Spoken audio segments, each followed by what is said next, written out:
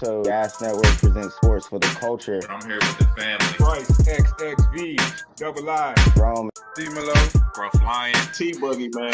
to the greatest sports show on the planet, La Familia. Hope y'all ready for a ride. Can't wait to hear what you guys got to say.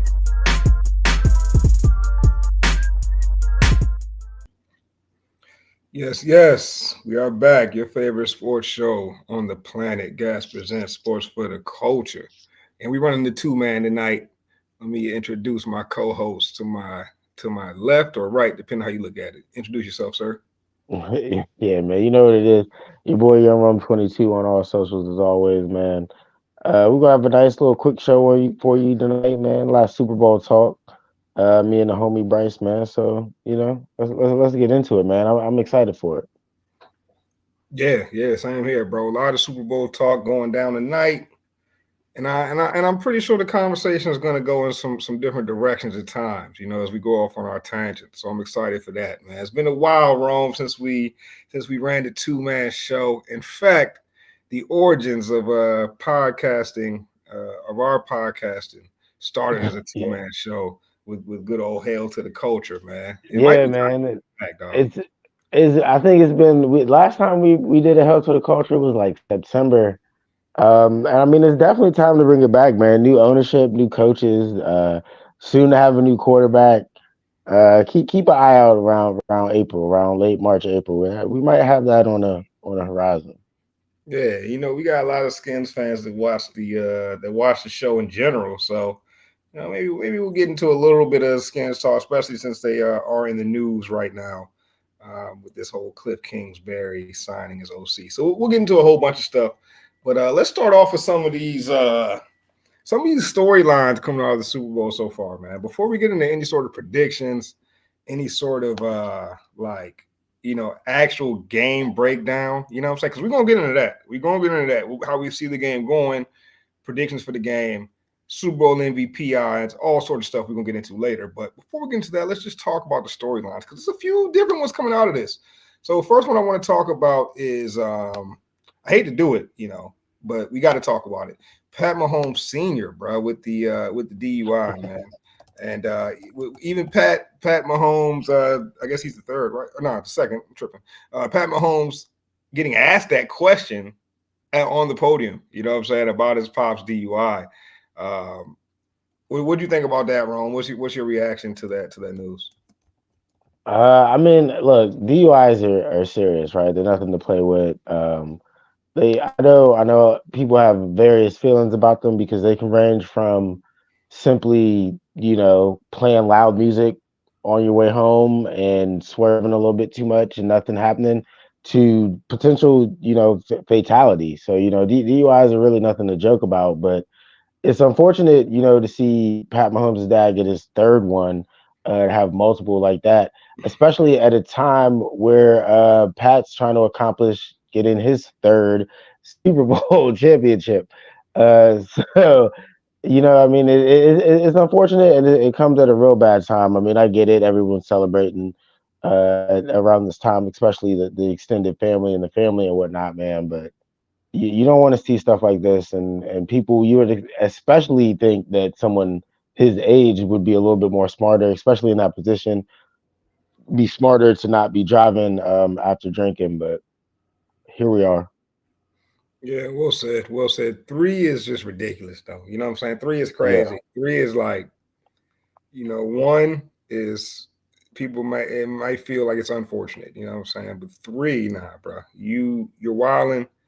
1 is unacceptable, but 3 is just like, dog. And then for Pat to have to deal with this, on Radio Row, you know what I'm saying? That kind of sucks, but damn, doesn't it just add to the storyline of Pat Mahomes, bro? Everything he's going through stuff with the fam, going through stuff. Last year was on the field with the injury. This year it's off the field. Seems like the adversity always kicks up for him right around that Super Bowl time, bro.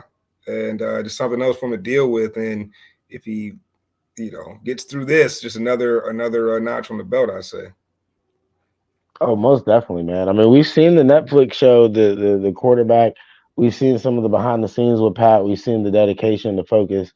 We've seen what he's putting into it, and that's why I've gone as far as to say, I know you've given pushbacks in the past few weeks, but I've gone as far to say is he's the GOAT.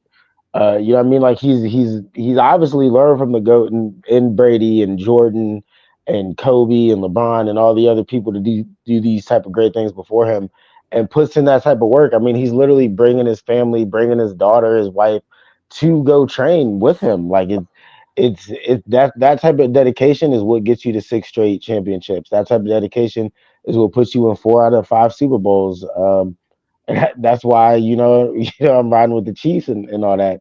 It's because Pat Mahomes is really that dude. Like we're really witnessing greatness like in real time. Like I don't know if we'll ever see somebody else like this again. Man, here we go. Like we'll never see someone like this again. Like we didn't just see someone better. But we're not gonna get into the Pat GOAT debate right now. Maybe we'll save that for a little later. But let's continue through these Super Bowl storylines, man. Because I'm ready to go off. I'm ready to go off right now. So let's get to the next storyline, man. Next one, bro. Let's talk about your man Travis Kelce, man. They saying they call it the Kelce fade now, like it's the Boosie fade, bro. That's what I'm hearing, man. I'm hearing people sitting in the barber chair. Yeah, give me that Kelce fade. That's crazy, bro. How they giving Kelce credit for the fade, bro? What's going on here? Yo, I'm gonna keep it a buck on this one, right? Because I have plenty of white friends, right, and a lot of them watch the show, and a lot of them have gotten fades long before Travis Kelce was a tight end in the NFL. So they get attest to this, man. Like Travis Kelce, if you're out there and you're Caucasian, Travis Kelce did not invent the fade. The fade has been you're not getting the Travis Kelce. Like that's not what you're getting. That's been out there. It's been a thing. I get it every 2 weeks to every month. You know what I mean? Like learn your hair, learn your hairstyle. Nah, facts, bro. And if you are one of these, I hope few people that are about to go into the barbershop and ask for the Kelce fade because you're so inspired by Travis Kelce's haircut, and now you want to get one, you're way too late on the fade. Let it go, man. Like, yo, the fade is my man B in the building. Like Kobe and Kwame going for 81. They appreciate it, big dog. Here we come, man. Let's get it. Dad drinking, brother's a predator, wife got an annoying voice. Bro, you feel me? Yeah, they were ODing on Radio Row with Pat Mahomes. One of them asked, Pat, can you do your best Kermit the Frog impression? Like, yo, y'all getting disrespectful out there. My man said, I'm talking right now. Like, just take this. Well, give you a pause. You know what part of the problem is this is what his 4th time up there, right? In 5 years, they run out of questions. There you go, bro. They gotta be like, yo, your dad's an alcoholic. Crazy, right? What 49ers fan got up there and started asking those questions, man? Crazy. Nah, Kelce did say y'all set me up on February 1st of all days. I was telling Rob earlier, I'm like, yo, Kelce, like, yo, I'm already on the fringes with the community. I had he's already like we used to rock with Kelce heavy. And then, some of his recent dealings, he on the fringes with a lot of us in the community. You know what I'm saying? Shout out to Kelce for having the awareness, though. Shout out to the awareness. The awareness brought him back in the good graces of the community. So shout out to you, Kelce. Shout out to you. That's pretty hilarious that he even said that. All right, let's keep it pushing on these storylines, man. Super Bowl storylines. Let's talk a bit about the 49ers. First storyline, especially since we got B here. B, your coach was sauce, bro. Kelce awareness on 89. Facts, dog. Facts. Your coach was sauced on Radio Row, bro. Like, Kyle Shanahan is the most tight-lipped coach in the NFL. At least top 5, bro. Like, he knows when to talk and when to talk without saying a goddamn thing. You know what I'm saying? Your man was on Radio Row spilling the beans, bro. I've never heard my man that personable. Ever, dog. I don't know, man. I hope he wasn't driving. That's all I'll say. Did you peep Kyle Shanahan on Radio Row? What did you think about it? Nah, I didn't see too much of Kyle Shanahan on Radio Row. But Shanahan's got a lot on the line, man. Like I personally think this is a big one for him. I mean, I know it's Pat and Andy, and I know, what I'm saying, they're the modern day dynasty in the NFL, but this is Kyle's third time, right? Twice as a head coach, once as an OC, if I'm correct. And I don't think you want to go 0 for 3, especially when you already got the 28-3 kind of on your head a little bit too. So you know what I mean. Like I think Kyle really needs this one, man. So I hope he's a little bit more focused than you're describing him. Yeah, well, B just said, man, Kyle being drunk concerns me. You didn't see it, but like, I got to ask the question: was Kyle Shanahan drunk at That's the Super Bowl crazy. interviews? I got to My check this my out. answer is yes. Yeah, it seems like B's kind of in agreement, and the Twitterverse was definitely in agreement. Uh, yeah, it means one of two things to me though. Like I feel B saying it concerns him, and I guess there is some reason to be concerned, but it's either a great thing or a bad thing.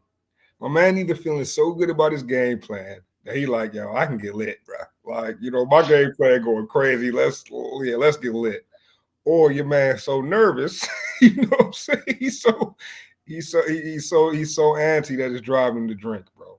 I Well, the don't thing know is, what the it is. thing is, bro, you can be confident in your game plan, but I hope Brock Purdy is confident in that game plan because he's the one who's got to execute that shit. He said he was sauced. Definitely looked like he was. Yo, looking like Pat Senior is crazy, dog. That's insane, bro. Be too soon. Looking like Pat Senior is insane. That's wild, bro. Yeah. See, Kyle was smart and got the Uber, bro. Pat Senior got to be smarter. Right. Oh man. Yeah, now Kyle was lit, but we'll see. We'll see what reason he was lit for. If they lose, I'm blaming. I'm gonna be with B. But if they win, that means if the man come up with the crazy game plan, that means he was just celebrating a job well done on a great game plan. More storylines, man. One more storyline I thought was interesting, bro. I don't know if it'll like hold any weight in the actual game or mean anything, but the Chiefs were chosen as the home team in this game, right? Technically. So they get to practice and eat and do their meetings in the Las Vegas Raiders state-of-the-art facility, which is, literally state-of-the-art because it's brand new, newest facility in the NFL. They got all the bells and whistles. On the other hand, the 49ers are the away team, so they had to use the facilities of UNLV. And I'm not saying UNLV. What are they? The running? Is that the running Rebels or something? They don't. I thought they don't. I thought they practice in the same place for the Super Bowl. They don't do that no more. This is what I seen. This is what I seen, bro. Now I didn't. You know what? You know me, man. I am the king of the fact check. I always like to fact check my stuff. But I did just see this on the internet, and I'm kind of throwing it out there. But apparently, they're operating out of UNLV. I don't know if that's going to have any effect, but it definitely doesn't seem fair, bro. I mean, I don't know the ins and outs of how they do the practices for the Super Bowl, but I mean, if you're able to take some type of advantage, you know what I mean? Like we're practicing state of the art, y'all practicing in the mud, then hey, we'll see how that affects them come game time. I mean, it might not be too bad because they're playing in the dome, right? So yeah. But we'll see. One more thing I gotta mention before we move on from just these random Super Bowl storylines is Adam Schefter's strange tweet earlier, bro. At first, I thought it was a fake tweet. You know what I mean? I was sure it was fake. I had to double check it was the real Schefter, and in fact, it was the Schefter with 10 million followers. But your man said CBS Sports Chairman Sean McManus, quote, "The NFL has alerted us that for the first time ever, we will have a double overtime game in the Super Bowl, bro. Be wild if the script just got released, bro." I think they're trying to play on the whole, oh, there's a script shit. I think. I mean, I don't know. Maybe Schefter was chilling with Kyle at Radio Row and fucking and fired off the wrong tweet. Oh, so I don't know. He got too into it. He started releasing the off the record talk. He ain't supposed to be saying. He started giving people that off the record. You might be right. Hey, B, good look. Last year's Super Bowl, KC practiced at ASU as the away team, and it clearly did not affect them. So they practiced as the away team and got that W. So we'll see if it has any effect on the Niners. Well, maybe it can have like a reverse effect. You know what I'm saying? You working out in the shitty conditions. You know what I'm saying? You don't got the nicest stuff. Give you that workman mentality more than having all the nice low stuff. key, that might be what you need for a football game. Like that might be, that might piss you off and be like, man, I'm in the Super Bowl. They got me practicing in these low rate facilities. Like, you know what I'm saying? That might be the little chip on your shoulder. Might be definitely some bulletin board material if you had to work some up for sure. All right, cool, man. Well, other storylines that were kind of coming out during the same Super Bowl time is a lot of these coaching changes that have happened. We've seen a lot of, I guess now every head coaching position is filled. I think there's maybe only one or two offensive coordinator positions yet to be filled. So let's go through some of these new coaches. Let's talk about what we think about them, who we think will be successful, who has the best chances of success, based off what we already know about them. Obviously, some of these coaches, all we know is they've had 1 year as an OC, 2 years as an OC. We don't know a whole bunch, but let's not necessarily formally rank them, but just give our opinions on some of these hires. So for the first hire, let's start with Atlanta and Raheem Morris. I thought that was a really strong hire by Atlanta, especially considering they've got that young nucleus of players, man. And I feel like Raheem Morris is a good leader of men, and that's also young enough, hip enough to be able to relate to these young guys. I felt like Atlanta kind of knocked it out the park. What do you think about that Raheem Morris hire? No, I agree with you completely, man. Raheem Morris, a leader, man. I love the leadership. I was hoping he was going to come to our squad in DC, but I think Atlanta definitely hit a home run with that one as well. Yeah, nah, for sure. And the question becomes like, how much time? How much time are you going to give the man? You know what I'm saying? And I think that's going to matter a lot, especially when you think that like he's going to be working with a quarterback in Desmond Ritter that he definitely didn't choose. Is he going to be forced to? Is his job going to be to turn around this with Desmond Ritter? They're going to let him draft somebody. I'm interested to see what direction they're going with that. Yeah, that's what I want to see what they do if they don't draft someone because I think they're what like eighth or ninth pick, but they're gonna have a few options in free agency as well. So they could go with a veteran and try to rock with Desmond Ritter for one more year, see where they wind up. But I think it'll be a tough first year for Raheem in Atlanta. In all honesty, because the NFC South is fairly even right now, so it's gonna be hard to get a real advantage in that division in 1 year. But I think like we both said in the beginning, Raheem is a real leader of men, and he's the type of coach where you're gonna get the players to play hard, even if it's in a struggling year. So I mean, you'll get the most out of the players regardless of what's really going on. Nah, for sure, for sure. And one thing I feel like that's kind of emerged in this coaching hiring cycle, and I think is like, every few years, I think is a trend in the NFL, right? And I think the good teams are at the forefront of the trends, or I should say the smart teams. The average teams are like hopping the trend somewhere in the middle, and the bad teams are the last on the dying trend, right? For example, a team that I'm not even giving an example yet, but I would say the newest trend I've seen, bro, is like this pairing of coach and GM as like a relationship. You know what I'm saying? Like this almost goal of like in the hiring process seems to be to find a GM and to pair them with a coach that they think the same, right? And they're never really in opposition of how they see football, right? And because of this, they're able to kind of come to these decisions together. And you see that with the top teams right now, right? Even with like the team, take the Niners, for example, Kyle Shanahan, John Lynch. You kind of think of those two as like almost like two peas in a pod. You know what I'm saying? And you see it with other successful teams throughout the league. I mean, I think Baltimore, right? Baltimore got rid of Ozzie Newsome, paired his top scout with John Harbaugh, and they've been rocking out ever since, right?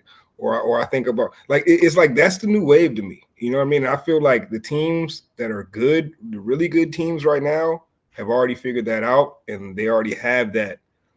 Think about the Lions, right? Think about the Lions with their GM. His name is slipping my mind right now, but him and Dan Campbell. You feel me? Like they're like the same guy, bro. When you hear that GM talk and then you hear Dan Oh Campbell, yeah, it's almost like he's the black Dan Campbell and Dan Campbell's the white him. You know what I'm saying? It's like they talking the same language, so that relationship is working. You know, in the organization, right? I feel I can't believe I can't remember my man's name, but damn, what's the Lions GM's name, bro? Hold up. Now, to your point though, Brad Holmes. Brad Holmes. I agree with you because I think the old way of doing it was having like a more coach centric way of doing it and having the coach be the GM and do all that extra stuff. But I think that puts too much pressure and too much work on one person because at the end of the day, and I tell people this in my personal job all the time, like you're only one person. There's only but so many hours you can log in, so much work that you can actually do as one actual human. So you got to Right. keep it a buck with yourself. And if you're trying to play GM and head coach, that might be, to be honest, overwhelming for some. Not everybody's going to succeed in that type of role. So to have a GM, to have somebody who you think similar to in the role of of picking the players while you can just focus on coaching is really just the perfect marriage.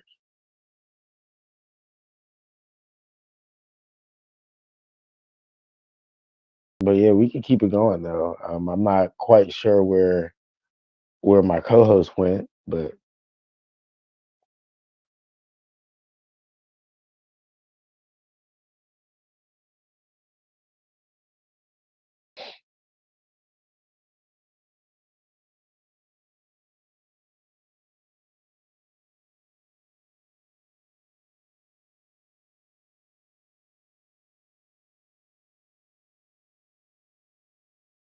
yeah, I'm out there on the ISO right quick, man. What do I want to talk about, B?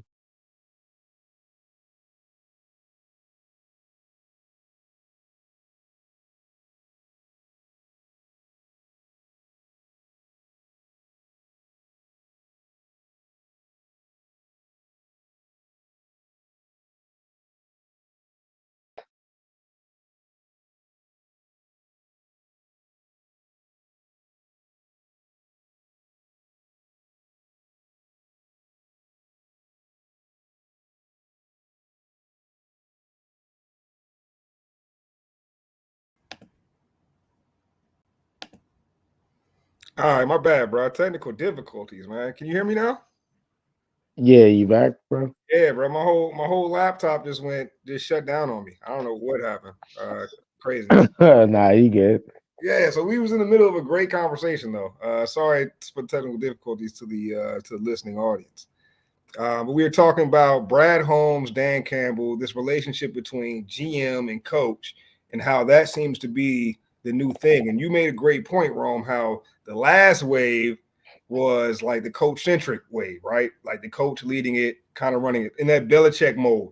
Andy Reid seems to be kind of last of that, although I know he's got a GM, but he seems to be kind of the last of that mold that's holding on. You know what I mean? Everyone else has kind of done that, seems to be falling by the wayside, with Ron Rivera being the latest one and the Commanders being the last to try to implement this, being a bad team, so they're last on all the trends, right? But that's what you were kind of getting at, right? With this coach Yep, centric, yep. and now we've got this pairing centric. So I think Raheem Morris and Terry Fontenot can end up being a good pairing, bro. I can see that working. Um, we'll see. Yet to be seen if it works out. But it kind of reminds me of the Lions situation where some pieces were already in place when the coach came on.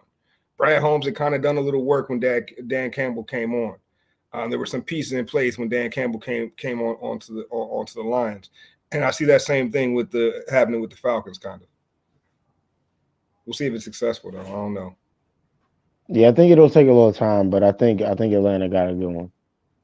Yeah, yeah. All right. They've Well, next they've one we got got. they've got good pieces in place, man. It's gonna be about finding the quarterback, and I don't know how soon they'll be able to do that.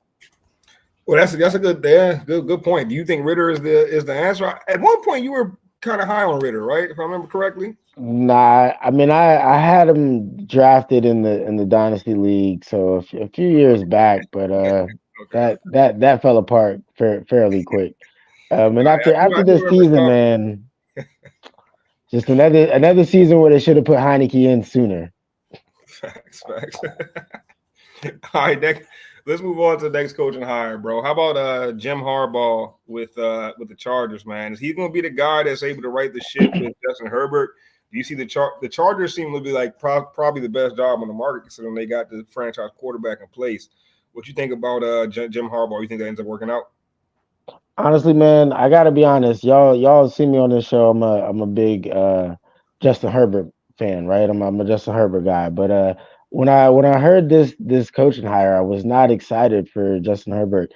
Look, Harbaugh is a good coach. I think it'll be good overall for the Chargers team. I don't know exactly what this is supposed to do for Justin Herbert. I got to see some of the moves that they make. I don't think this is enough to get Justin Herbert over the hump, and the hump being Pat Mahomes. Pause. I don't know if this move is enough to do it to really get you past the Chiefs. So I got to let it play out a little bit more. But I do like the hire overall for the Chargers organization. I think it's a big upgrade from Staley. So Yeah, definitely upgrade from Staley. And one thing about your man Justin Herbert is it'll be a lot less pressure on him because one thing about Harbaugh, he's going to run the ball, bro. And it should be less pressure on Justin Herbert. Hopefully, we'll see. We'll see. All right, let's move into the next one, bro. One hire that I was not as familiar with, I must admit, out of all of these, was this guy Dave Canales, who is now going to be the head coach of the Carolina Panthers. Do you have a file on him? I mean, I know he was the Bucks play caller. Baker Mayfield had a hell of a season. Took the Bucks to the playoffs. Kind of like a rejuvenation of Baker's career, if you ask me. What's your file on Dave Canales, man? Do you think he'll work with your guy Bryce Young? well, this is my thing, man. A guy like Dave Canales, has a good year with a guy like Baker Mayfield, and now he's the head coach of the Panthers. Meanwhile, a guy like Eric Bieniemy works with Pat Mahomes for X amount of years, goes to Washington, tries to make it work because everybody says we didn't believe in him, and now he's about to be out of job possibly for the whole season. Might get on as a position coach. That's where he's at. But Dave Canales, head coach of the Panthers, working with Bryce Young. Um, Earlier in the year, at the very beginning of the season, when we did the in-person show, I said, I don't like where Anthony Richardson went because the Colts organization, da da da da. Turns out that was the Panthers organization. I missed the mark. I had high hopes on Bryce Young, wrong organization. Dave Canales to me seems like a random hire. It seems like the type of hire where you get a guy where you can control him. One thing we've seen about David Tepper is he's doing his best Dan Snyder impersonation. He was like, "Oh, Dan's out. Now's my time to shine. Gotham needs a new villain, right? So here comes David Tepper, for as the NFL's new piece of shit owner, throwing stuff on the fans and it's just crazy. So look, Dave Canales working with Bryce Young.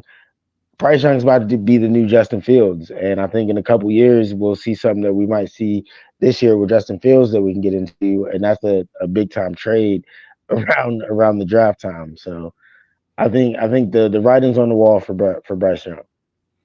Yeah, you're probably right, man. And because I don't see Canales being the savior, but we could be wrong. Who knows? But hopefully Bryce Young's able to supersede the issues within his front office and within his ownership, I would say. Because it's definitely, you're right, man. Dave Tepper got some problems, dog.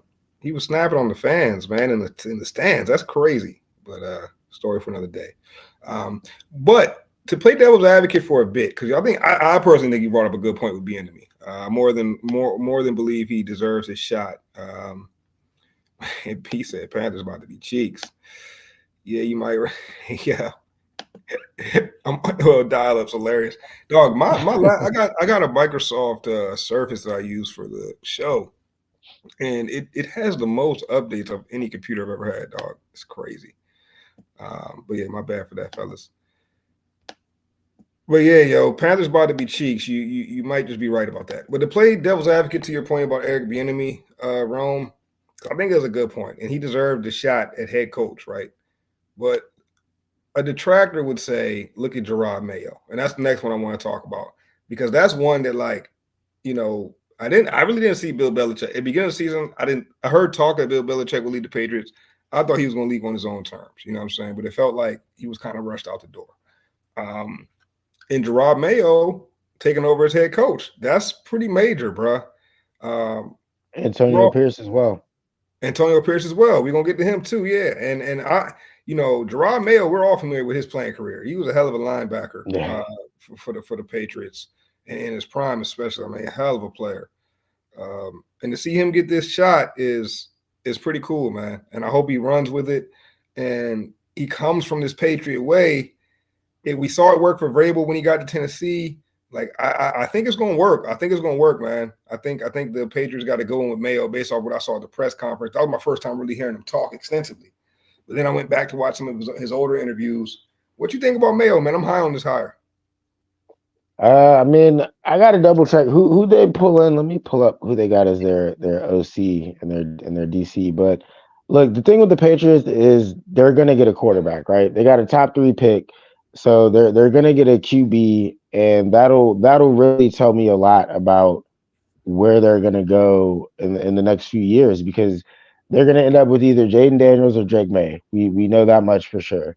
And whichever quarterback they attach themselves to, however you feel about that quarterback, is more than likely how Jared Mayo's first head coaching stint will go. It'll be tied to this quarterback and how he does. So they got a real shot at a franchise quarterback, and they got to get it right, much like our Commanders. Yeah, our Commanders definitely got to get this one right. And you're right, they do have to hit on this. And I wonder, especially after teams kind of watching how the Lions built, I feel like the Lions are going to be the team that may change how team building goes from here on out. There's always shifts in the landscape of the league. And the 49ers, obviously, too, getting a 7th-round quarterback. But even more so the Lions, bro, a team that they built their team first. They built their team, brought in a quarterback versus trying to go and get a quarterback. And I hope that some of these younger coaches are afforded the opportunity to, like, build out their team along with their GM before rushing to get the quarterback first. I don't know if the order is right to get the quarterback first. I don't know. That's going to be debated because we've seen it work out both ways. But we've definitely seen a lot of these early round picks at quarterback flame out, ends up getting the coach fired, ends up getting everybody fired. And maybe if you build a team first, it goes. Yeah, I got to keep it a buck, man. Mayo might have been. This might be like a setup. Like the fix might be in. Like it might be one of those like, oh, we gave him a chance and look how it went type things. I think Antonio Pierce in Vegas. I think that's a little bit more legitimate. I think they did the right thing. They saw what he brought to the team as an interim head coach, and I wish that would happen more. I feel like that doesn't happen enough in pro sports. Really, you get guys coming in as interim coaches, they bring a spark to the team, and it doesn't really seem like they ever get like a real chance. Like, they always get like first dibs at the interview, but it doesn't seem like they're really considered.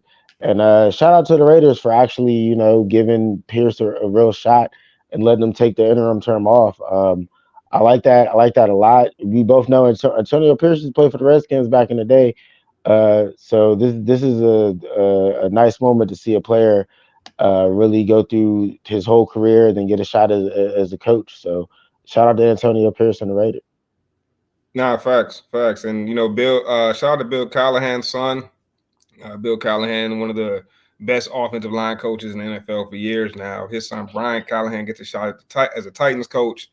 Again, you talk about a young GM over there with the Titans, and I think that's Rand Carrington. You team him with Brian Callahan, who's been around the NFL his whole life. Man, I like that pairing right there. I think that one will work. We'll see how it goes. And then you got Mike McDonald to the Seahawks. What do you think about that one? Mike McDonald to the Seahawks. You think that's going to be a success? Man, I think we'll see. The NFC West is another tough division. I think it's good that they got a defensive minded guy though, because they got some good offenses in the NFC West. So that's another one where I'm going to wait and see. I'm interested to see what they do with Geno. I think they got him on contract for another season, but they got to figure out long term quarterback there too. But they got some great pieces on defense, so I think they'll be a tough team defensively, but I got to see what they put together on offense. Yeah, good point. They got some young firepower though, and they brought in Leslie Frazier to be an advisor, or I guess he can be like associate head coach. I like that move a lot.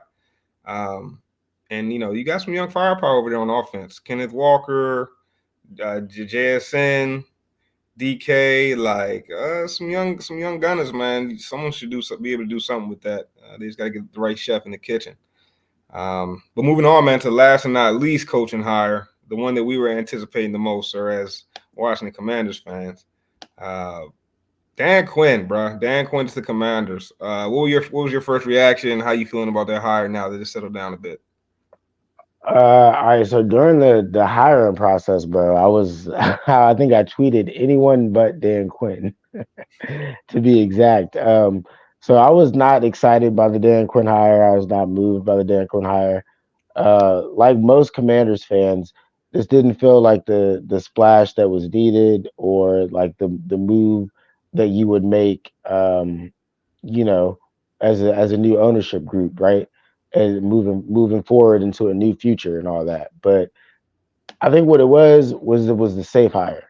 They didn't go hire some new coordinator who's the hot new guy who's trying to be a head coach. They wouldn't got an actual head coach. Dan Quinn's done it before. He's had his ups. He's had his downs. This is the second go around at it. So I mean, this is Dan Quinn 2.0.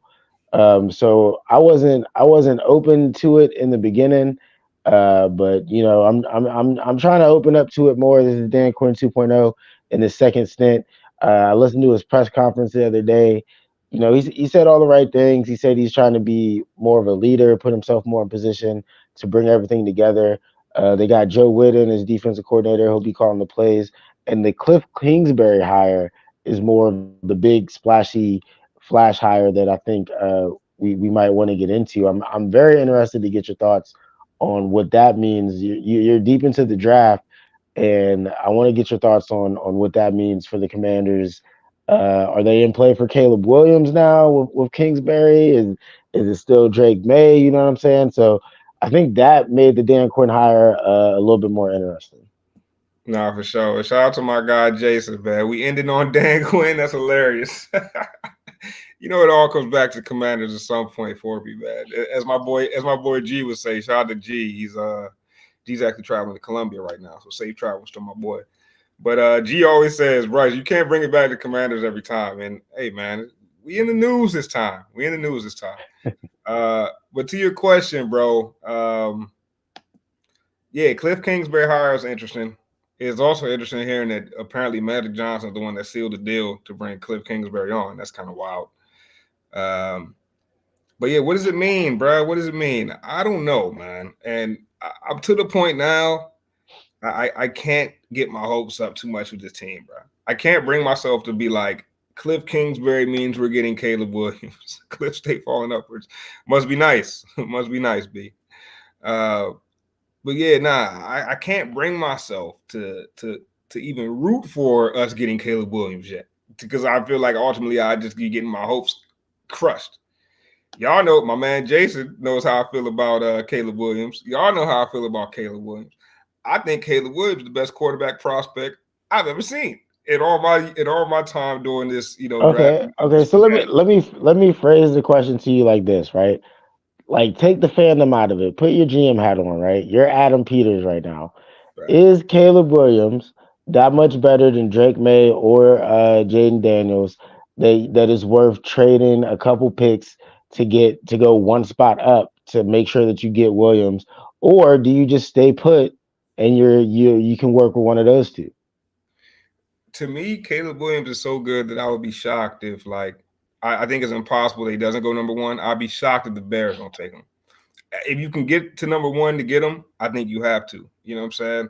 Like I said, bro, like, I don't know. So what you're low key saying is you need to do whatever it takes to get Caleb Williams. That's what I'm hearing. I'll say this, bro. I started the draft stuff in like what 2016, 2015, 2016, really getting into it for gas, And I will say that in that time, from then to now, bro, Caleb Williams is by far.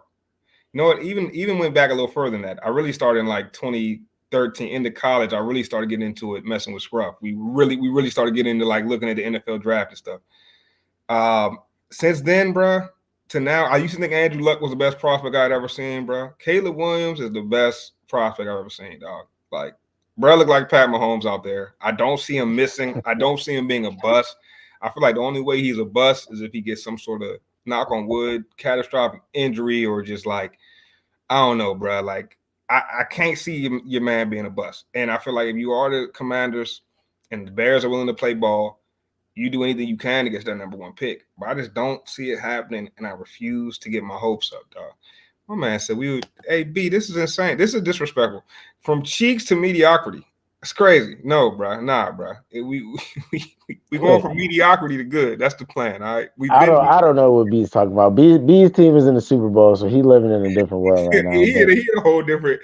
He talking from the big houses, man. Leave us alone down here, bro. But look, I'm not saying to get your hopes up, man. I'm just saying from the reports I've been seeing is two quarterbacks are in play, and it's Caleb Williams or Drake May. Everything I've been seeing and hearing, the obvious Caleb Williams connection with Kliff Kingsbury. But I believe you were the first one that actually told me that there's a connection with Kingsbury and Drake May. I believe he's real cool with like the OC down there. They used to coach together. So some kind of connection down there with Drake May as well, who's also really good in the air raid offense. So I believe it's going to end up coming down to one of those two QBs. Me personally, I wouldn't be mad if they got Daniels, but I think the Commanders right now are in a great spot. I wouldn't trade out of it at all. I would just stay at 2. I think you get a good QB either way. So that's my thoughts on the whole Dan Quinn, Kliff Kingsbury situation. Yeah, as I was reading this comment, I was sure he was going to say the NFL is better when Washington is good, and he said when Washington has all season hope. All season hope. It's wild. But now I'm with you. And me personally, bro, I'm actually high on Drake May too. Like Drake May is probably, from what I've seen so far, I think he's like, I've probably scouted all the first round quarterbacks over these years, bro. Probably 25 of them. You know what I'm saying? Drake May's in that top 5, 10-ish to me, bro. Like, I don't see a whole bunch of holes in his game. And he looks like that next iteration of Josh Allen. There was Josh Allen, and then there was Justin Herbert, and now there is this guy, Drake May. He's the next version of that. And I feel like you really can't go wrong with that prototype at this point. So I'll take Drake May if it gets to that. I'm perfectly fine with taking Drake May. But let's get off Washington, man, because they're gonna say we being homers. They're gonna say there's no room for this Washington talk. You know how it goes, Rome. We always get chastised for the Skins talk. Fair enough, man. Fair enough. Well, check out Her to the Culture coming to you soon. Yeah, everybody that want that Skins talk, we got something for you. Well, let's get into the Super Bowl, bro. Let's get into the Super Bowl. Let's get into predictions. Let's get into the game. Let's just get into it all, man. So first, like keys to the game, bro. Keys to the game let's start with the underdog. Start with the Chiefs. Keys to the game for the Chiefs, Rome. How do you see it if the Chiefs win? All right, keys to the game for the Chiefs. Confuse Brock Purdy. When they're on defense, they gotta do what Spagnola's been doing best, especially in these playoffs, and that's mix up them coverages. Disguise the blitzes, disguise the coverages. Have a single safety break into 2 deep, break into 3 deep. Do what you got to do to keep Purdy on his toes, especially in 3rd and long. And contain Christian McCaffrey. You gotta put it in a situation where Purdy has make Purdy be who T says he is. You know what I mean? Make Purdy be who 49ers fans believe he truly is. Prove Cam Newton wrong and do it in the Super Bowl. You got to put Purdy in situations where he's got to lead the team and it's got to be on his back. And that starts with containing CMC. So those are my 2 keys to the game. My 3rd key to the game for the 49ers would just be Kyle Shanahan. Keep your composure. This is your 3rd time back to the Super Bowl.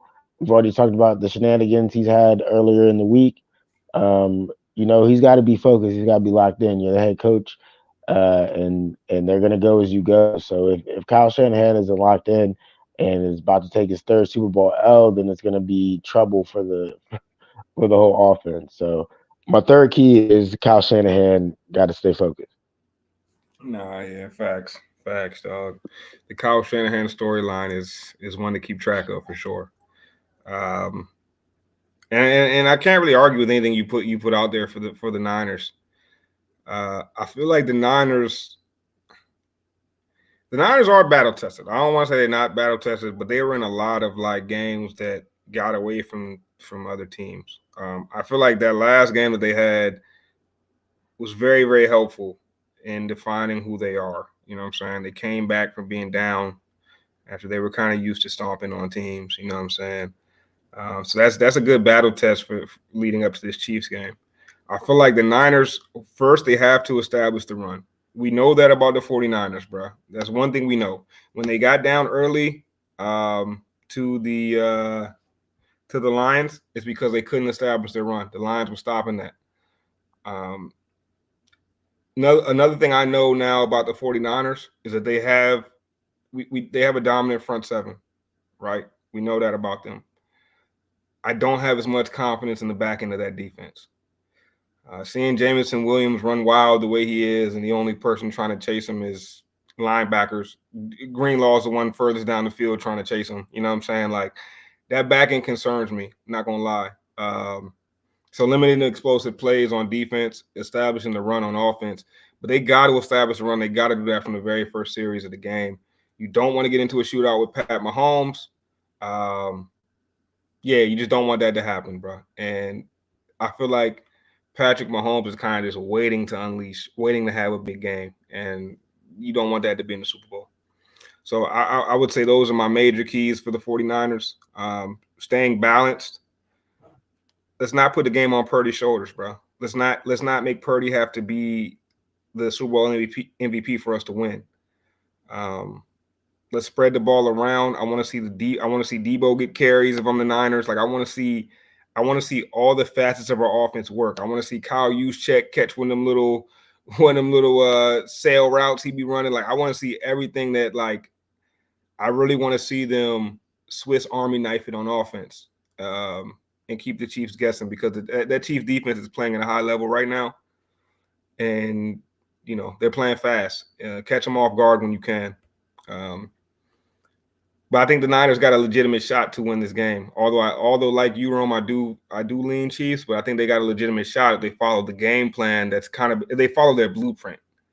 You know what I'm saying? Don't get away from your blueprint. Don't get away from your blueprint. That's really what the key for the Niners is, dog. No matter how the game goes, and that's why I respected what they did so much in that last game against the Lions, bro. Because when the game got out of hand, they didn't get away from who they were, bro. The run was stopped all first half. They stuck with it in the second. You know what I mean? Stick to your blueprint if you're the Niners, and that shit'll work out. At least you'll be in the game at the end. But if you start trying to get cute and putting it on Purdy and proving points, it's the wrong team. Don't want to do that. Yeah, it's wrong. Yeah, definitely don't want to do that, man. Look, I agree with most of your points. I think for the 49ers to win this game, CMC's got to be the MVP. That's how it would have to go. CMC's gonna have to go for over 100 on the ground, maybe 50 to 70 in the air, 2 tugs. Like, it's gonna have to be a CMC led game, and I think they're going to do the tank with him too. I mean, it's a Super Bowl, so I think we'll see a heavy dosage of CMC, and I don't think that they'll put it on Purdy's shoulders unless the Chiefs force it. Yeah. And, you know, the 49ers got too many, like, elite defensive players for there not to have been a splash play in the playoffs yet. You know what I'm saying? Like, I can't remember the Nick Bosa strip sack that changed everything. Maybe I'm forgetting about one. I think he might have had one. I was going to make that point, man. The 49ers defense in the playoffs has been lackluster. It hasn't lived up to what I was expecting to see. I don't know what's really going on with it. A great time to turn it around would be the Super Bowl. But like you said, they got too much talent for there not to be some type of big play. But they're going to be hard pressed to get it against the Chiefs. But look, at this point, they're going to be who they're going to be, bro. I'm not expecting no big turnaround from the defense. Like, I'm not expecting no, like, shutdown game from the 49ers defense. I'm really not.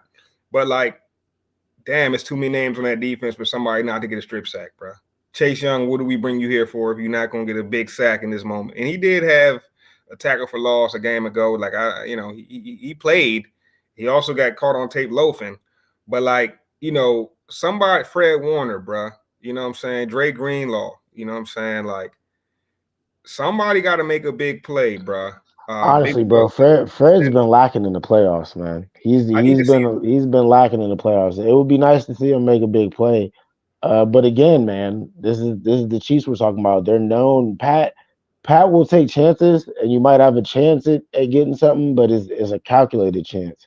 Like they're known for you know what I'm saying, protecting the ball for the most part. But I Yeah. also think to B's point in the comments earlier, the Chiefs are going to be running this thing. They're going to be putting it on the ground. The 49ers haven't really proven that they're that great against the run this season in general. And I think he's been on fire, especially in the playoffs recently, man. I think that'll be the difference maker. That'll open it up for Pat and them. And I think that's how the Chiefs win this game. I think the Chiefs win this game. And it's funny that we talk about Brock Purdy being a game manager or a game changer. I think the Chiefs win this game by Pat Mahomes being a game manager and them not, you know what I'm saying, not taking chances unless they really need to. If they get in the third, medium, third and long, I think they'll, you know what I'm saying, air it out and do what they need to do. But I think they'll feed Pacheco, have Pat hit passes here and there, medium type passes, and score where they need to score. Play ball control. I don't think they're gonna go out there and try to score, put up 45 on them. I think this will be a closer game than a lot of people are thinking, and a more I low hear scoring that. game. Yeah, I hear that. I hear that for sure. And I think that yeah. So keys to the game for the Chiefs, in my and you know, bro, I tried to tell people weeks ago, dog. I've been on this Isaiah Pacheco for Super Bowl MVP run for going on 3 or 4 weeks now. Back when the Chiefs weren't even Super Bowl favorites, I was like, I like them odds. I like, I'm an odds better, so I really like the odds of Pacheco for MVP. I think I got it at like ended up getting it like plus 4,800 or something like that. I think now it's down to like plus 2,000. So it's still a decent little bet if you like Pacheco for MVP. I can see the Chiefs running the football, right? One keys to the game for the Chiefs. I think Pat Mahomes has been a game manager in this playoffs. It's the first iteration of Pat Mahomes, the first game manager of Pat Mahomes we've seen. Pat Mahomes' career arc is very interesting to me, right? First off, because Pat Mahomes won a Super Bowl. For quarterback, there's an easy way and a hard way to win the Super Bowl, right? Brock Purdy is currently doing what I would call the easy way. It's very hard to win a Super Bowl no matter what. I just call it the easy and hard way because it makes it simple. You know what I'm saying? No, fact. Shout out to RU, dog. Shout out to RU. But so the easy way is when you got everybody around you because you want a small deal, right? That's what Brock Purdy's doing. Shout out to him. He's got a super team around him, but he's still doing what needs to be done to be in the Super Bowl. Pat Mahomes won like that. He had Tyreek Hill. They had the big defense when they were able to sign 4 defensive linemen. What they had all was Tom Ali and Justin Houston, and they had the squad, right? They had super team too, and he won a Super Bowl like that. And last year he did the opposite way, where you're the guy with the big contract. We got to let go of a Tyreek Hill. We got to let go of some of these pieces on defense. Can't keep a Justin Reed around, right? And he still won a Super Bowl. It's impressive, bro. And now we're seeing this new career arc from Pat Mahomes, right? Where he's being the guy that has to do everything, to where it's like, okay, I don't have everything around. I don't have all these explosive weapons around me at my disposal. So now I got to be more of a game manager. And it's a very interesting career arc to me. It's kind of fun to watch from that perspective. But with that said, I don't think you can game manage the game manager. And what I'm saying is, like, the 49ers system is the ultimate game management system. The 49ers system is so good at game management that they will beat you and they will blow you out. That's how well they can manage games. They manage games so well that they'll blow you out. So, like, I don't see Pat Mahomes winning the game management game against the game managers. You know what I'm saying? Like, the Shanahan tree is the ultimate game managers. You know what I'm saying? Like, they manage games so well, they're going to blow you out. So I feel like this is the game where Pat Mahomes going to have to put on the cape. This is my opinion. I feel like a Chiefs victory means 300 yards for Pat. And I don't. If Pat goes for 300, he's MVP. Oh yeah, for sure. But I don't see the low scoring game that that everyone else has been calling for. Now, don't get me wrong. The Chiefs have proven they can win those 19 to 17 games, so I don't think it's out of the realm of possibilities. But I see a high scoring football game, bro. I mean, like, The Also, Pat's never thrown for 300 in a Super Bowl. yeah, and like the Niners are coming off a game where they let a team put up 28 in the first half, bro, and they had to come back. You know what I'm saying? Like the Niners can put up 28 points in a half like it's nothing, bro. I like the Chiefs Yeah. defense, but the Niners got like 4 dudes that are damn near impossible to tackle. I would love to see the great tackle rate on Debo, Kittle. The Lions though, man, the Lions defense was probably one of the weakest units in the whole playoffs. No, for sure, no question. And they stopped them in the first half. And I really think the Niners is just one of those teams, bro. They're gonna put points up on everybody if they want to. They're gonna be able to put points up on everybody. So they got too many weapons not to, in my opinion. So I think Pat gonna have to be in his bag this game. I think Pat's gonna have to be in his bag, and I think it's gonna take 300, 2 tuds, maybe another 75, 80 from Isaiah Pacheco, maybe about 40 yards on the ground from Pat, a couple big first downs. But I don't see this game that he's had the last few weeks where it's 220 or 194 and through the air. Like I don't see that type of Pat Mahomes game winning the Super Bowl. We'll see though. Pacheco got 1 more year left on his deal, and CH is likely to walk. He about to play like the Renters do. Yeah, and that, bro, this is why I love that bet weeks ago. I think that joint could still hit. I just don't see it being like I just love the odds. I love the odds. I'm an odds better, but I saw them odds. I'm jumping on it. But I think Pat gonna have to be the MVP for the Chiefs to win the Super Bowl. I mean, you did call the Pacheco thing weeks ago, man, and I think there's a strong chance it could go that way. I think he'll be a big part of the game plan. And I think, like to your point, I think Pat will have to put on the cape at certain points. But I don't think it'll have to be, he's killing them all game. It might be, all right, it's close, fourth quarter comes, and Pat just, gives them that knockout blow. But I think for the most part, it'll flow through Pacheco. Yeah, I can see that. I mean, I can see that. That's what they've done the last few weeks. Man, we're gonna see. We're gonna see. It's gonna be a good game, bro. I'm excited for this one, man. I'm excited for this one. So let's get into some like predictions, game predictions, score predictions. Seems like we're both leaning Chiefs. I think I'm a little more on the neutral side than you are. I can see the Niners getting this win in a lot of different ways. The same way I can see the Chiefs getting in a couple ways too. What's your final score prediction? I know you got the Chiefs winning. How do you see it? Ooh, I'm gonna take the Chiefs. Let's say 27-24. I think Pat. Oh, so you see it getting high scoring. Yeah, I thought you was talking that low scoring. That's a high score. I guess that's kind of high. But I think the 49ers will be up about 24-20. Pat takes them on a last second drive at the end of the game. They get the dub. All right. Yeah. I see it kind of similar, but I think I'm gonna go with see a little higher scoring. I know Super Bowls, you got to feel the team out. Usually the first quarter Super Bowl is kind of slow, but I'm going to go with 31-27, something a little strange score, or maybe 30-27. I'm going to go Chiefs. But I think we in for a classic, man. I think we got a great style clash. You know what I'm saying? Like we got we got the scheme that's kind of like tailored for game management, in my opinion, versus the quarterback who's now had to tailor himself to be a game manager. And it could be a real clash there, bro. I don't think we're getting the chess match, though, a game management chess match. I think we're getting like a high scoring. I'm expecting an explosive game, and I'm hoping for an explosive game. Yeah, it could very well go that way, man. I think it'll be tough for Purdy to keep up, though. If Pat starts getting into that 25 and up range. Yeah. He's got the weapons, but we're talking the Super Bowl. We're talking an extended Usher performance at halftime. We're talking, biggest moment of your life. We're talking looking over, seeing, a Hall of Fame player with white gloves holding the Lombardi trophy coming out as the fourth quarter winds down. Like it gets real. So, we're going to see if Purdy's really about that life. It gets really real. And the wild thing about it is Purdy can be absolutely about that life and still lose to Pat Mahomes. You know what I'm saying? Yeah. But what does it look like? And before, like I want to talk about this for a second because I think Purdy's caught a lot of flack. And doing what we do, we got to look at different sides of this equation, right?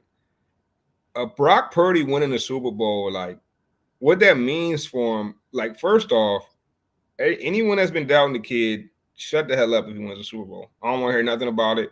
I don't want to hear this man got to prove himself. I don't want to hear he has to show me nothing. If he wins the Super Bowl, he don't got to show me shit. And I don't care how he wins it, bro. Honestly. Because now we're talking about accolades that quarterbacks just a lot of great ones just don't have. And he's got the stats with it too. There's nothing you can take away from that kid if he wins the Super Bowl. Yeah. Nah. Facts, B. He's a made man. If he wins, I'm on record with you, B. If he wins the Super Bowl, he's a made man.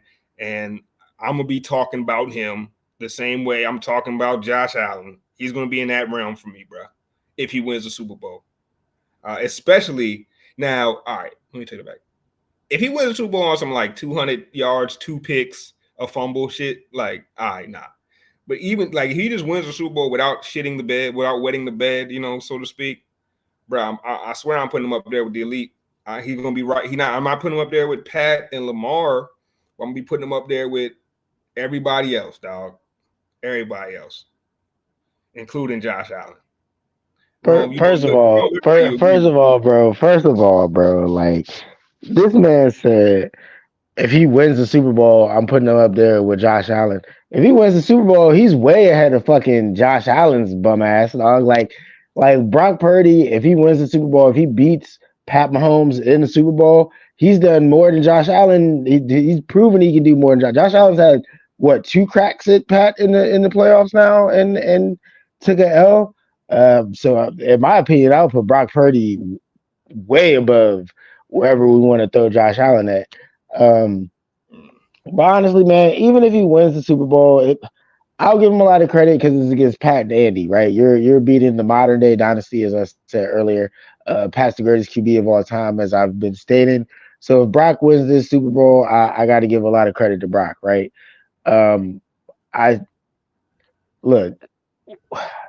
It's tough because I see Brock Purdy do a lot of good things, and I can see why 49ers fans would beat the table and say he's elite. But I also see him make simple mistakes, and maybe it just comes with being a young player. Maybe he'll grow through those mistakes, and he's been able to live through them. They've made it through the Super Bowl. There's been some dropped interceptions. There's been some really great catches by the receivers that have saved him from the bad decision making that he tends to make at certain times, which is why they get down in games. But look, they've made it as far as they've made it. Brock Purdy definitely has shown some elite tendencies. Maybe some of the mistakes he makes are just growing pains. So the sky's the limit the way that I see it for Brock Purdy. I just feel like certain fans, mostly 49ers fans, certain analysts on TV and whatnot, give Brock Purdy a little bit too much credit too soon. But he's got a lot of room to grow. Nah, for sure. I mean, he's nowhere near like he's not a perfect quarterback by any means, and especially not by the traditional metrics. You know what I'm saying? I think that's a part of the problem that a lot of people are having when evaluating him is it's not all that pretty, bro. It doesn't really pass the eye test all that well, but it's getting the job done. Lamar looks better if it's a blowout either way. I'd agree. And I think people are going to be on Josh. They need to be on Josh Allen head next year. I don't think even if Purdy wins the Super Bowl, I know I don't rank him above Josh Allen yet, but I think he's right there. Definitely goes above Herbert for me.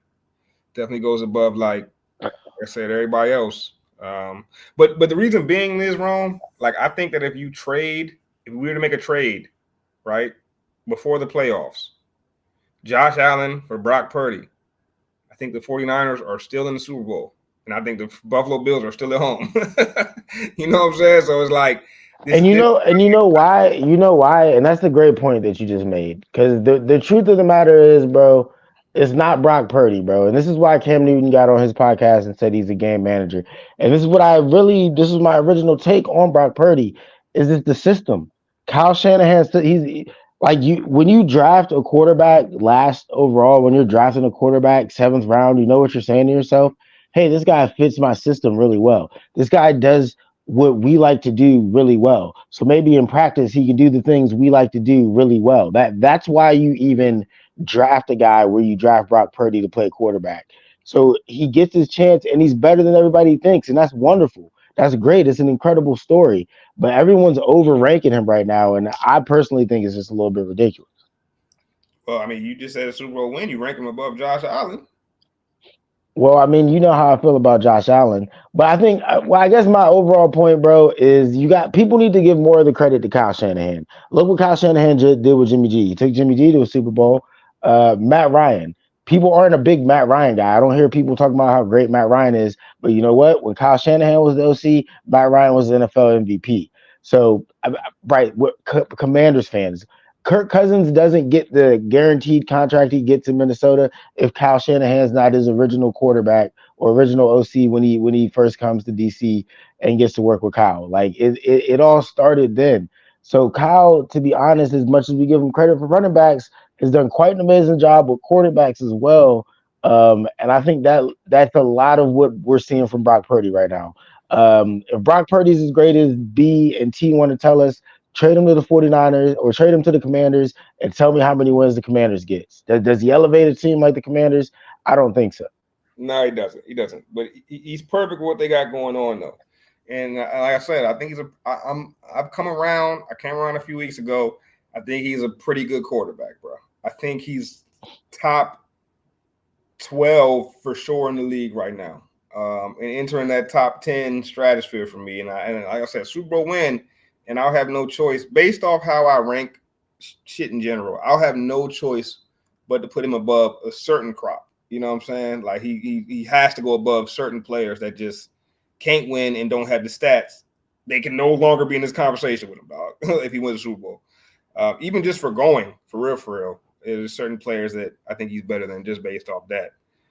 But again, it's tough to grade him because you're right. You can't give him all the credit for that team, bro. Like, that's a hell of a team, bro. That team jumps off the screen when you watch them. Their speed, especially on offense, brother. The weapons they have, like, I would love to see some metrics, but they got to be the hardest team to tackle in the league, bro. Debo is impossible to tackle. Kittle's impossible. CMC, you not tackling CMC. He playing Madden out there. And even dudes like Jawan Jennings, bro. When he catches the ball in the middle, it's like he always breaks a tackle, bro. Like, it's the switch up too, man. It's trying to tackle CMC with all the moves, and then trying to tackle Debo on the next play, who's just running through you. So you know what I'm saying? Like you getting something different every play, and it's something that's gonna be tough. Nah, facts. And that's a good point, B. And I think that's the beauty of the system, bro. Like that system doesn't require a dynamic quarterback, bro. Like, you know what I'm saying? You don't have to have a strong arm to be in that system. Like Shanahan and them can plug people into that system, bro, as long as you are able to process quick enough. You know what I'm saying? That's what it comes down to, being able to process.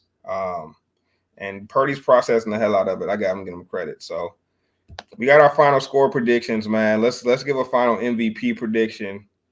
Who you got winning the MVP, Ron? Man, I think I don't know if I already said this or not, man, but it's gonna go to Travis Kelce. You know, they're gonna want their shot of the confetti and him and Taylor Swift getting their little moment.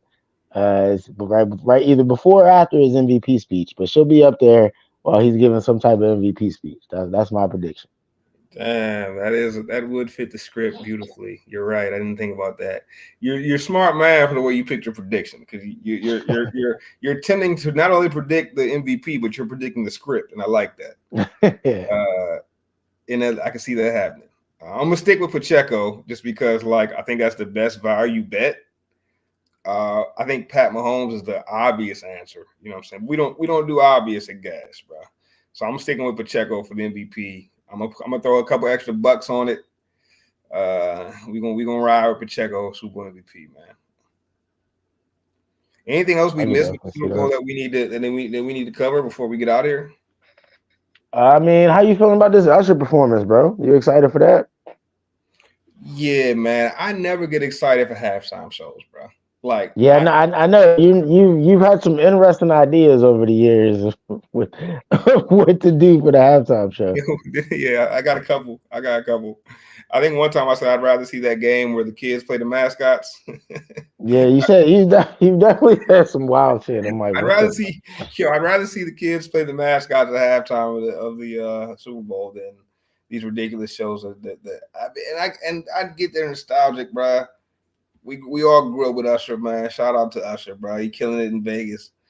So it's a natural fit to have him at the halftime show in Vegas. I'm not excited for it, bro. I will probably not watch. I'll probably go find something to do during the halftime show while wait for the game to come back on. I'll give it a little bit. Even a joint with in LA with Snoop and Dre, I would even hype for that. Like, I don't know, man. This doesn't do nothing for me. But how you feeling about Usher, man? Good choice, you think? Yeah, man, I think it was definitely a solid choice. I think it's good for Usher too, man, keeping his career going. A Super Bowl performance is always big for your career, so I think he's starting a tour right after. So you know, what I mean, nothing like you said. It's the nostalgia. Like I remember My Way back when I was probably my son's age. So you know what I'm saying. Like I'm hoping Usher breaks out some of the super throwbacks. This man has had hits, like I said, since I was in elementary school all the way through high school and stuff. Like he's had songs when I was at prom, all kinds of stuff. So I can't lie. I'm definitely excited for Usher's performance. And I want to see what he breaks out or who comes out with him. Are we gonna get a Lil Jon performance at the Super Bowl? Are we gonna, you know what I'm saying? Like Usher's got so many features too. I didn't even think about the features. So He do we'll got we'll, great. we'll see who's out there with him. I think the odds for Ludacris and Lil Jon making an appearance are like plus 500 right now. that's definitely Yeah. Lil Jon or Lil Ludacris will Jon gotta definitely be be out there. there. I guarantee you, Lil Jon and Luda will be there, bro. You think Jermaine Dupri will pop up?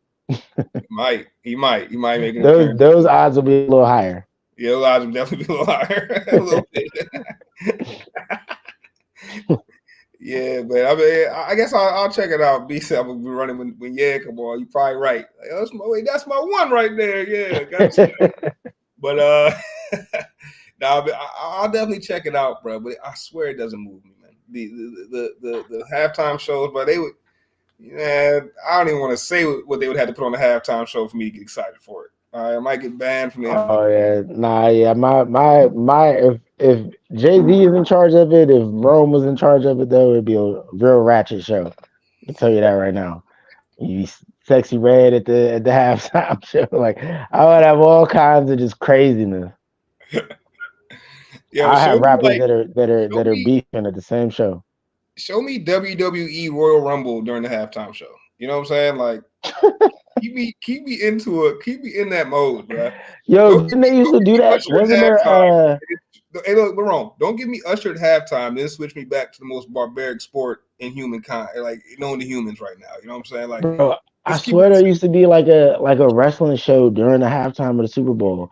It was like halftime heat or some shit, bro. That's not, bro. I swear it used to be some shit. Hey B, you gotta be stopped, dog. This is insane. Wow. Insane. Insanity. No, it's not. That's not quite what I'm thinking. That's not quite what I'm thinking, bro. I mean, I want. Wow.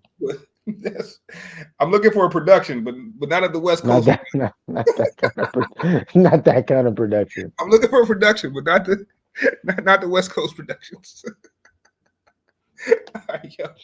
Let's it's a good time to put a bow on this one, man. Yeah, definitely. Again, excited for the Super Bowl, yo. We didn't really get into Super Bowl party, but we've done that the last couple of years.